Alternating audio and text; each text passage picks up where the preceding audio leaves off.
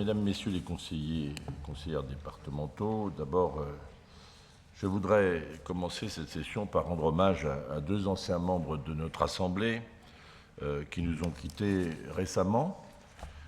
D'abord Antoine Sens, qui est décédé le 29 octobre 2025. Il avait 93 ans. Il a été conseiller général de la Côte d'Or de 2004 à 2011. Il a été aussi élu du canton d'Aussonne. Il était également maire d'Aussonne de 2001 à 2008. C'est un homme que j'ai beaucoup côtoyé, comme beaucoup d'entre vous, modéré. C'est un homme d'engagement. Et j'ai un souvenir tout à fait particulier, c'est que c'est Antoine Sens qui présidait la session lorsque j'ai été élu pour la première fois président du département de la Côte d'Or, il y a maintenant 17 ans, en 2008. C'est lui qui présidait cette séance qui avait été particulière, pas qu'à titre personnel, particulière aussi, Marc Fros s'en souvient parfaitement, ainsi que ceux qui siégeaient à cette époque au département de la Côte d'Or. En tout cas, je veux rendre hommage à sa mémoire et adresser à sa famille un témoignage de sympathie de notre Assemblée. Et puis le second hommage, c'est à la mémoire de Jean Himonin, qui est décédé le 12 novembre dernier à 88 ans. Il était conseiller général du canton de Chenôve de mars 1976 à mars 2015, pratiquement 39 ans. 39 ans, longévité exceptionnelle. Il a été aussi le maire de Chenôve de décembre 1999 à septembre 2015. Je me souviens d'abord d'un homme très attaché aux questions du logement. Il avait présidé l'association départementale pour l'information sur le logement, l'ADIL, chère Patricia Gourmand. C'est un homme de conviction. C'était un véritable humaniste. C'était un républicain. Et je veux dire vraiment devant vous tous que nos relations étaient empreintes d'un vrai respect mutuel. Et ça compte dans la vie, ce respect mutuel. Donc je veux vraiment aussi adresser à sa famille un vrai témoignage de sympathie de notre conseil départemental et je vous propose d'observer une minute de silence pour rendre hommage à l'action de ces deux anciens membres de notre assemblée départementale.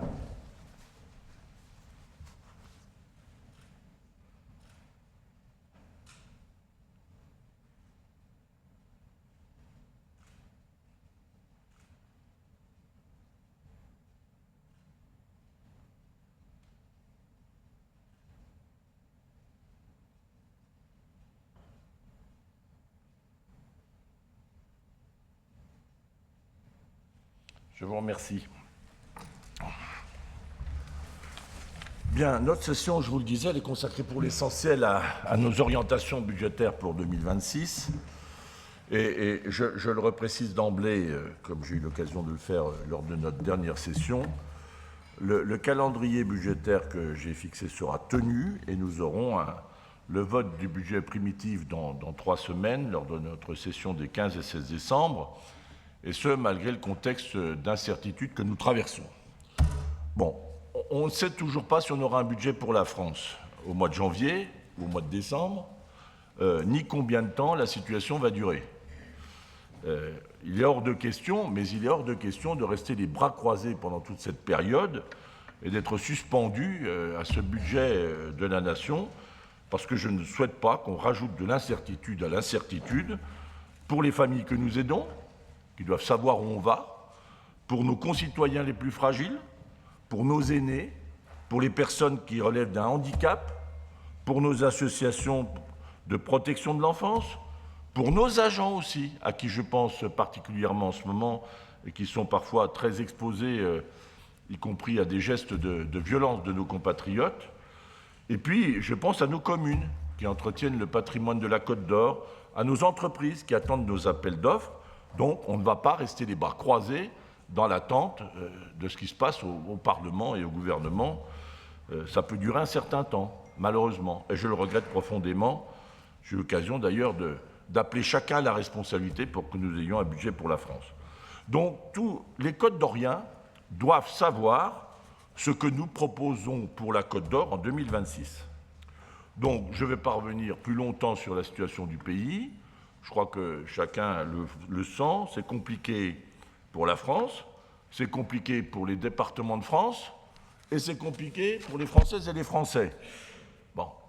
Pour les départements, j'ai eu l'occasion de l'exprimer à Albi et dans le Tarn lors de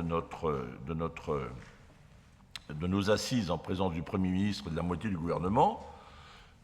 Ça fait 3 ans qu'on alerte sur la situation qui se dégrade extrêmement rapidement de nos finances départementales.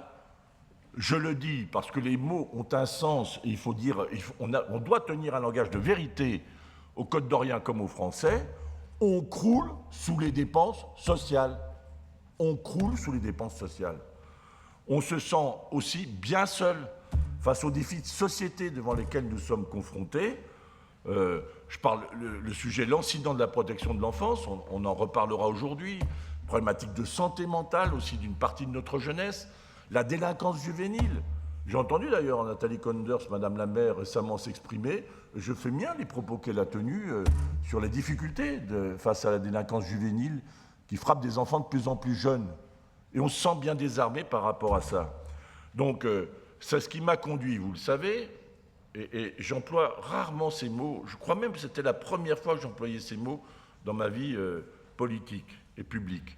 J'employais les mots de colère et j'employais les mots de sentiment d'abandon au nom des départements de France. Et je crois que beaucoup de présidentes et de présidents de départements, pour ne pas dire la quasi-totalité, les a fait siens, ces mots. Et donc, j'en ai appelé, je vous le redis, aux parlementaires, au gouvernement, pour voter un budget pour la France, même imparfait. Parce qu'il vaut mieux un budget que pas de budget.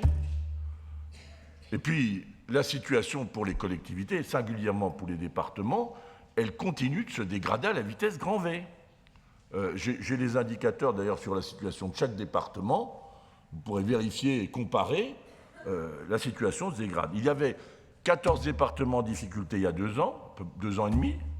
Il y en a 54 qui sont aujourd'hui en dessous de la barre des 5-6% de marge brute. Donc, ce n'est pas moi qui dis qu'ils sont en difficulté, c'est la Cour des comptes. Donc c'est une affaire extrêmement sérieuse parce que c'est aujourd'hui, si on continue de laisser filer les choses, c'est le pays profond qui va être impacté. C'est-à-dire le pays de nos quartiers, le pays de nos villes, le pays de nos cantons, le pays de nos villages qui va être impacté. Et d'ailleurs, je vous proposerai symboliquement, puisqu'elle a été adoptée à 98,9%, de voter ici même les 2 résolutions que nous avons adoptées département de France, la résolution sur l'ASE, une motion qu'on va appeler motion, et la motion plus générale, puisque je crois que nous avons un partage de constat, d'après ce que j'ai cru comprendre. Ce qui est encore plus incompréhensible dans la situation qu'on traverse, et ça j'alerte aux parlementaires, à nouveau, à qui j'ai écrit comme président de département de France, à chacune, à chacun, donc personne ne pourra dire on ne savait pas, personne ne pouvait regarder, comme aurait dit Chirac, regarder ailleurs pendant que la maison des départements de France brûle. Ce qui est incompréhensible, c'est qu'on on veut nous faire participer au redressement des comptes publics de la nation. Alors, tout le monde est conscient de la gravité de la situation. Mais la copie initiale, il y a 1 an, ça devait être unique, le Dilico 1, on va nous le rembourser sur 3 ans, maintenant on va nous le rembourser sur 5 ans, enfin, s'il y a un budget, et on nous remet un Dilico 2. Alors le premier, c'était 220 millions, le second, c'est 280 millions. Je rappelle que la Côte d'Or est contributrice. Elle était de l'ordre de 2 millions, 2,4 millions de cet ordre-là. Donc, c'est incompréhensible. On constate nos difficultés et on veut nous appeler à participer au redressement. Et à un moment donné, on ne sait pas faire. Donc, on a demandé une mesure de sauvegarde. Le Premier ministre a fait des annonces, mais qui valent pour l'incertitude des temps qu'on traverse. Hein, on a eu 600 millions de promis sur un fonds de sauvegarde, il était de 300 millions. Les 2 assemblées l'ont voté, mais comme il n'y aura pas de budget, on ne sait pas ce que ça va devenir. On avait... et les 600 millions, je le redis pour nos compatriotes, c'est simplement pour tenir les départements la tête hors de l'eau. La tête hors de l'eau. Alors j'en entends qui nous disent, oui, mais enfin voilà, faites des économies, etc. On va faire des économies sur quoi? Sur les prestations sociales, déjà pour commencer. Les prestations sociales, on a l'obligation de les payer, de les verser. Donc j'appelle, il faut arrêter de charger la barque, tout simplement. Arrêter de charger la barque. Et le vrai problème que nous avons dans notre pays, il est systémique. La vraie question, c'est la soutenabilité aujourd'hui de notre système social.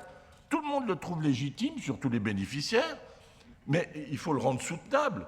Quand vous voyez qu'au Parlement, quand même, j'ai entendu un parlementaire, et pas un parlementaire, qui assume des responsabilités au sein de l'Assemblée, dire on ne peut pas venir en aide au département sur le budget de la Sécu, parce que le budget de la Sécu est lui-même déjà en faillite. Mais ça veut dire qu'on est au bord d'un effondrement de notre système de santé, de système de solidarité français, au bord de l'effondrement. Je crois qu'il faut regarder la situation en face. Ce n'est pas pour être alarmiste, mais je crois que quand on a des difficultés, on regarde le problème devant lequel on est placé, puis on essaie de trouver des solutions, tout simplement. Donc moi, j'en appelle à nouveau à la responsabilité des parlementaires, des députés et des sénateurs. Il faut qu'ils se mettent d'accord, qu'ils se saisissent des amendements proposés par les départements de France. Sinon, je souhaite à tout le monde bon courage pour aller expliquer dans les circonscriptions que tel ou tel projet ne pourra pas se faire faute d'un financement du département, parce que nous n'en aurions plus simplement plus les moyens. Voilà. Alors c'est dans ce cadre-là qu'il nous a fallu préparer nos orientations budgétaires et bâtir un budget pour la France pour 2026. Alors je le dis, pourquoi la situation des départements est-elle singulière? Parce que nous sommes en première ligne contre les fractures sociales, sociétales et territoriales, et qu'il n'y a pas d'autres collectivités qui financent des prestations dont on ne fixe ni le montant, ni le périmètre. Pas d'autres collectivités. C'est pour ça que la situation est très singulière.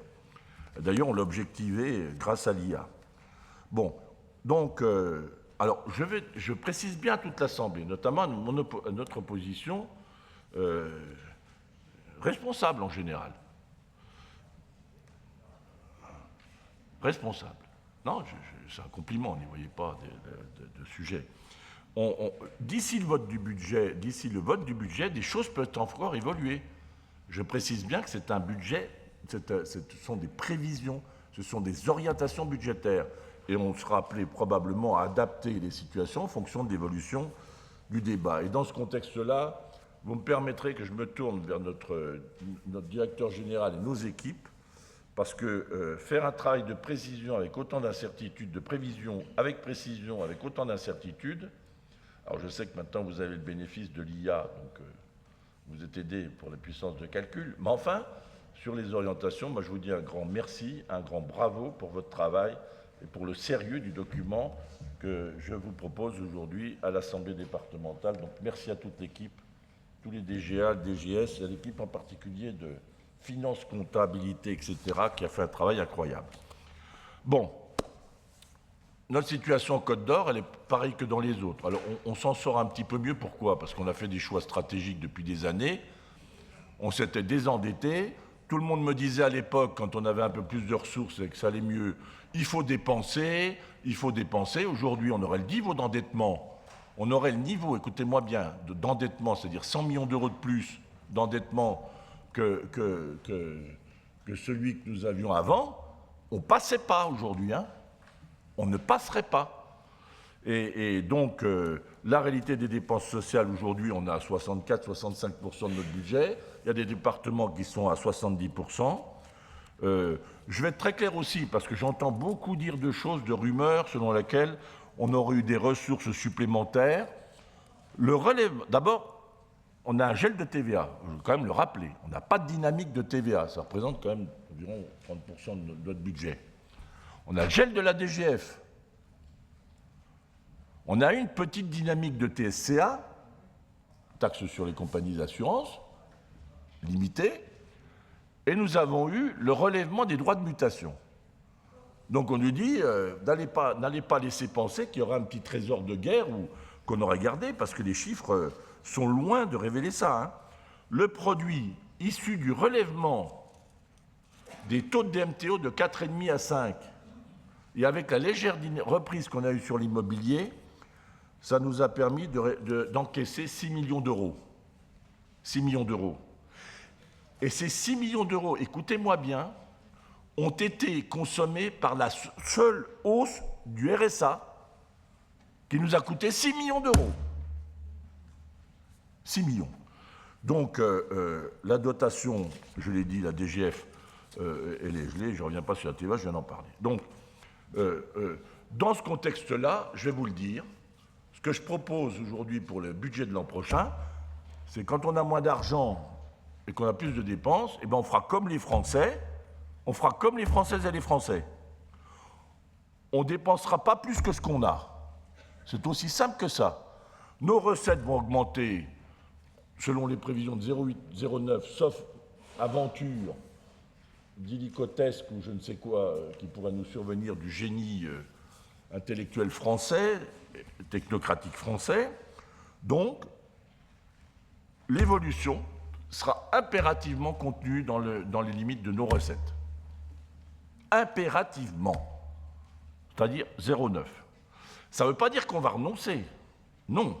Ce n'est pas un budget de renoncement que je vous propose, ce n'est pas un budget de rabot. Le rabot, c'est s'interdire les voies de l'avenir. Donc, je souhaite que ce budget reste offensif parce que c'est ce que les codes de rien attendent de nous. Donc, qu'est-ce qu'on va faire? Premièrement, on va continuer de rechercher toutes les voies d'économie et d'efficience en s'assurant que chaque euro dépensé va bien vers ceux qui en ont besoin et vers les destinations qui sont prévues. Et en limitant au maximum les frais de charge et de structure. Et on va le faire aussi avec nos agents. Je le dis à qui je redis ma confiance et à qui je dis, regardez chacun dans votre service comment on peut améliorer les choses, rechercher de l'efficience, les instructions de dossiers, etc., faire moins d'administration et d'administratif, bref, continuer le travail qu'on avait engagé depuis plusieurs années. En interne, on va poursuivre la réorganisation de nos services. Et là, ça fait à peu près 7-8 ans qu'on travaille de manière itérative avec nos agents, nos équipes ici. Je remercie les chefs de service, les directeurs, je remercie à nouveau nos agents, parce qu'il faut qu'on trouve les voies de l'avenir ensemble. Donc, on va poursuivre la réorganisation. La ligne rouge, je le redis, elle n'est pas partagée dans tous les départements. Hein. D'ailleurs, il faudra qu'on me dise la ligne rouge, c'est qu'il n'y aura pas de remise en cause de notre présence territoriale. Où qu'on habite, où qu'on vive, dans les quartiers, où nous sommes très présents, dans les quartiers ou dans nos villages, dans nos chefs-lieux de canton, ça vaut pour le SDIS, etc., la ligne, il n'y a pas de fermeture. Bon. Et donc, toute la réorganisation doit se faire en back-office. Ça passe aussi par une réorganisation bâtimentaire. Nous avons, parce qu'elle est liée, on réorganise les services, on cherche de l'efficience bâtimentaire, les fluides, l'énergie, etc. On a investi dans un bâtiment, vous le savez, Osmose, qui va se terminer mi-année et qu'on commencera à investir fin d'année prochaine. C'est un bâtiment économe en énergie, exemplaire au plan du développement durable.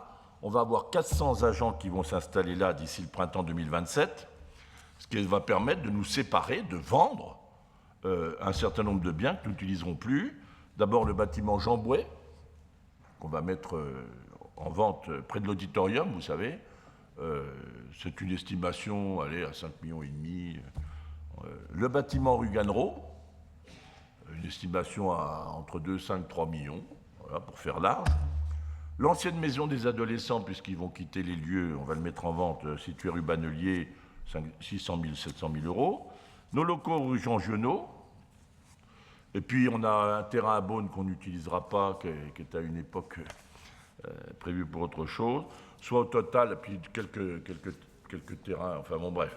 Au total, nous aurons près de 10 millions d'euros de cession dans l'année et demie qui vient.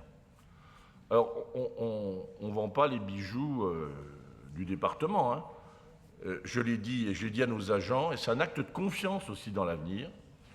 On utilisera cet argent, d'abord on en a dépensé une partie pour réinstaller Osmose, mais on l'utilisera aussi pour un grand plan de rénovation de nos présences territoriales. Comme je l'ai souhaité pour les SDIS, cher Hubert Poulot, on va le faire. Il y a des endroits où il faut qu'on investisse. Il y a des femmes, par exemple, qui rejoignent nos rangs dans différents services territoriaux pour lesquels il faut prévoir aussi des lieux d'accueil. Donc on va avoir un plan massif. Il est déjà prêt, on l'a déjà préparé. Ça fait 1 an et demi, 2 ans que la direction du patrimoine, Madame la directrice générale adjointe, a préparé ce plan d'intervention. Donc dès l'année prochaine, on commencera ce plan d'intervention, comme nous l'avons fait aussi dans les collèges. On a maintenant une vision de l'ensemble de notre patrimoine extrêmement précise. Et donc, voilà. Cette réorganisation nous permettra de faire des économies de fonctionnement et de dégager aussi des marges, hein, moins de fluide, des bâtiments plus économes, producteurs d'énergie. Voilà, et donc on aura, je vous préciserai lors de notre prochaine session, le plan de rénovation de notre présence territoriale. Deuxième axe, la baisse des crédits de fonctionnement. Globalement, le budget 2026 sera en baisse de l'ordre de 10 millions d'euros par rapport au budget 2025. Et on tiendra la trajectoire. C'est-à-dire qu'on doit tenir par rapport à nos prévisions de recettes et garder une petite marge de manœuvre pour ne pas se retrouver en difficulté. C'est la seule solution de baisser nos dépenses. C'est la seule solution pour ne pas rentrer en zone rouge. 10 millions, il faut qu'on reste à 40 millions de marge brute. Si on défend la marge brute à 30 millions, on va rentrer dans une zone rouge. Les choses sont assez simples et claires. Donc, ça veut dire maintien de la contribution aux SDIS, avec un effort que nous avons fait, que nous poursuivrons l'engagement sur l'investissement pour l'accueil notamment de nos sapeurs-pompiers, y compris professionnels et volontaires. On aura un travail à voir avec les communes, Madame la maire, on aura un travail à voir avec Dijon, la métropole, pour voir comment on envisage ensemble la protection et de manière coordonnée, la protection de la sécurité civile sur le périmètre de la métropole. Nous avons beaucoup de pompiers, donc on aura ce dialogue peut-être après les élections, peut-être avant. Le moment venu, dès que vous le souhaiterez, Madame la maire, mais ça on aura l'occasion d'en reparler, chère Nathalie Konders. Donc voilà, ça va être un sujet intéressant. Après, on aura évidemment la SPL. Je proposerai là aussi une reconduction des crédits à l'identique. Tout le monde devra faire des efforts. Je sais qu'il y aura de l'inflation, 1,4, mais tout le monde fera ses efforts. On demandera des efforts de gestion à tous nos partenaires. Ah, vous m'entendez bien, tous nos partenaires. J'ai rencontré, alors ce n'est pas des partenaires parce que j'ai notre compétence, mais j'ai rencontré la semaine dernière les principaux de collège. On a eu un dialogue franc, direct, et très, très productif, puisque la plupart m'ont dit on a encore heureux d'être en Côte d'Or. Alors je vais essayer de comprendre pourquoi, mais j'ai quelques éléments qui me viennent à l'esprit. Donc on financera désormais, d'ailleurs je l'ai indiqué, toutes les dépenses de fluide sur les dépenses réelles, et puis on va regarder la situation budgétaire de chacun des établissements pour que nous ajustions leur trésorerie à leurs besoins réels. Sur le plan social, notre objectif, ce n'est pas de faire moins, c'est de faire mieux. On continuera donc de travailler avec tous nos agents et nos services à une réponse adaptée et je disais souvent individualisée, mais j'allais même dire mieux que cela, personnalisée à chaque famille. Chacun de nos aînés, personnes handicapées, les enfants que nous protégeons, les personnes en difficulté.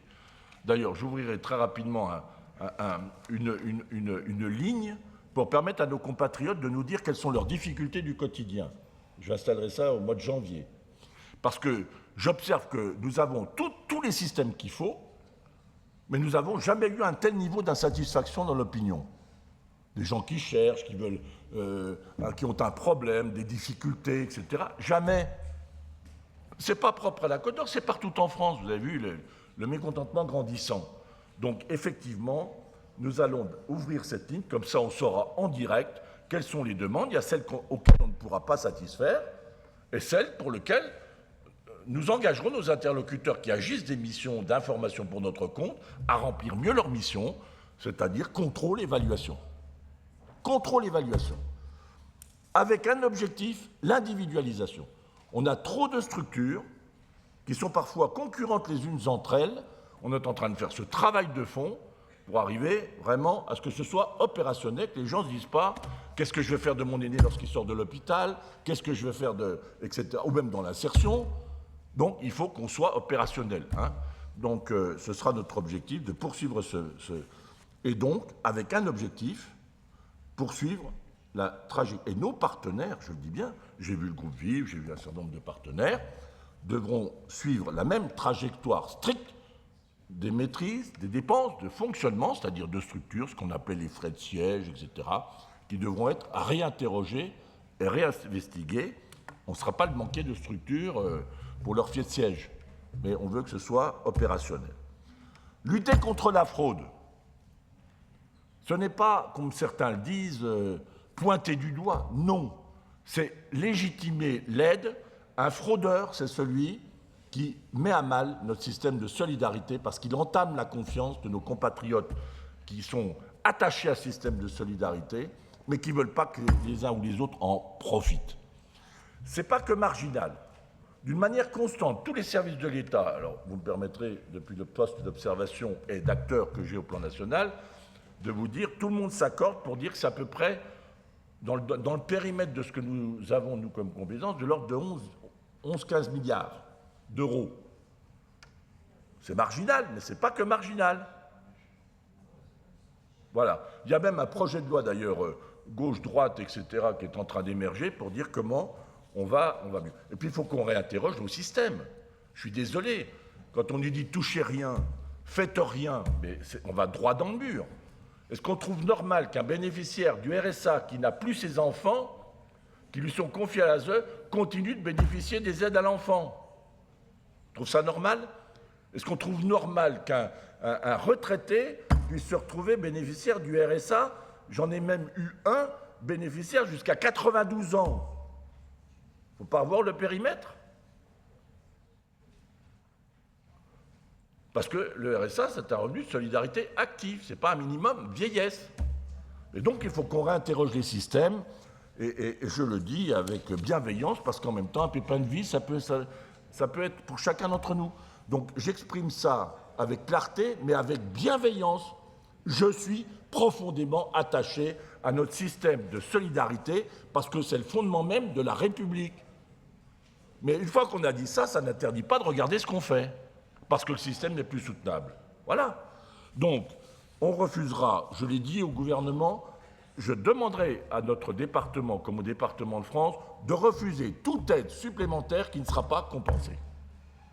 La solidarité nationale ne peut pas reposer sur les seules épaules des départements.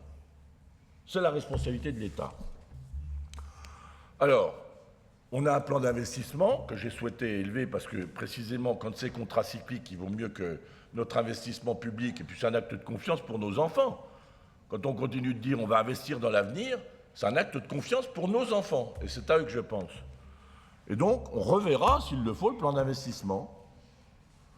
Si nos indicateurs tendent à se dégrader, on sera bien obligé de le revoir.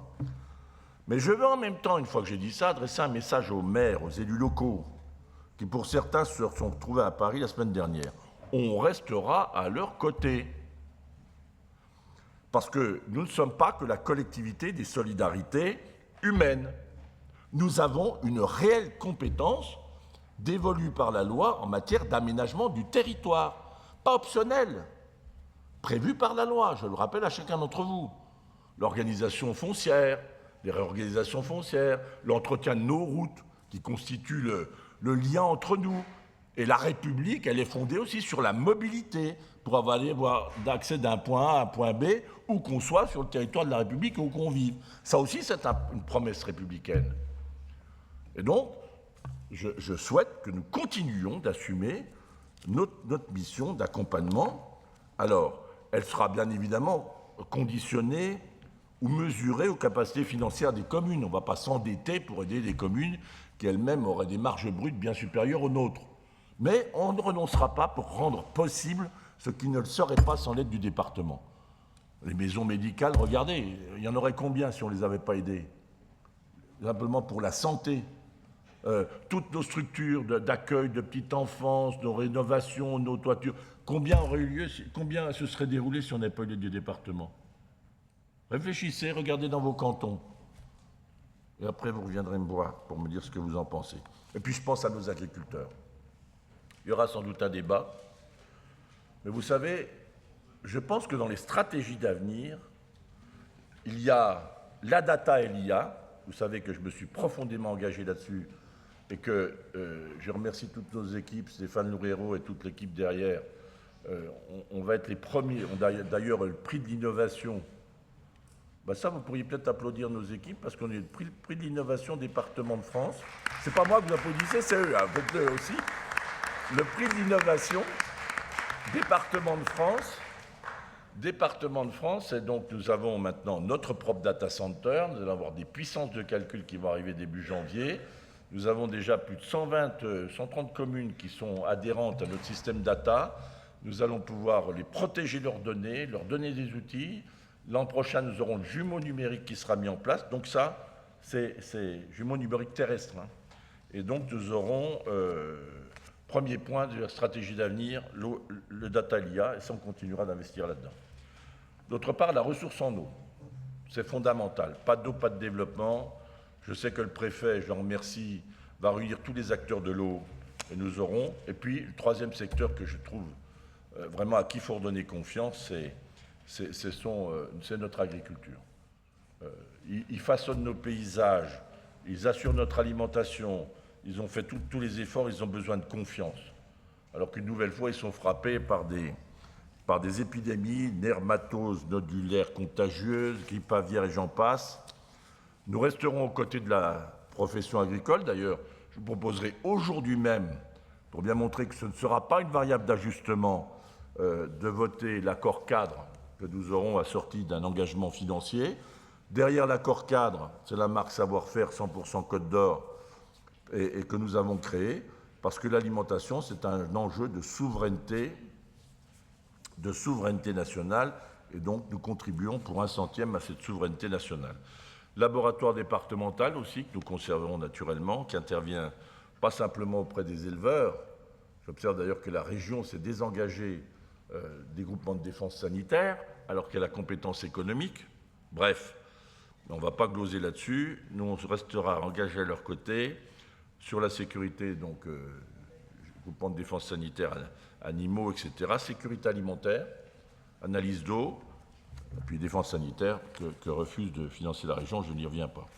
Voilà, je ne serai pas beaucoup plus long, mais vous voyez les axes, ils sont extrêmement clairs, d'économie, les actes d'objectif, parce que je vous l'ai dit et je l'ai dit récemment, je ne serai pas le président d'un département faillite. Et aujourd'hui, vous l'avez vu, hein, en Gironde, j'étais en contact permanent avec Jean-Luc Glaise, le président du groupe de gauche de département de France. Il était confronté à une telle évolution de sa dépense c'est le préfet qui a saisi la Chambre régionale des comptes et qu'aujourd'hui, il gère avec des efforts considérables. On parle de plusieurs centaines de postes dont il faut se séparer dans l'urgence. On parle de 30 ou 40 millions d'euros d'économies à faire dans l'urgence, avec 104 millions, 114 millions d'euros à trouver dans les 2 ans. Voilà la réalité. Je n'affabule pas. Et moi, je voudrais qu'on n'inquiète pas les gens, mais c'est-à-dire dans le contexte dans lequel nous sommes, au contraire, qu'on leur dise voilà ce qu'on a fait comme choix. Après tout, on a été élus pour ça. Ensuite, le dialogue se poursuivra avec le gouvernement tant qu'il tient, puis avec le Parlement tant qu'il tient. Voilà. Merci à tous.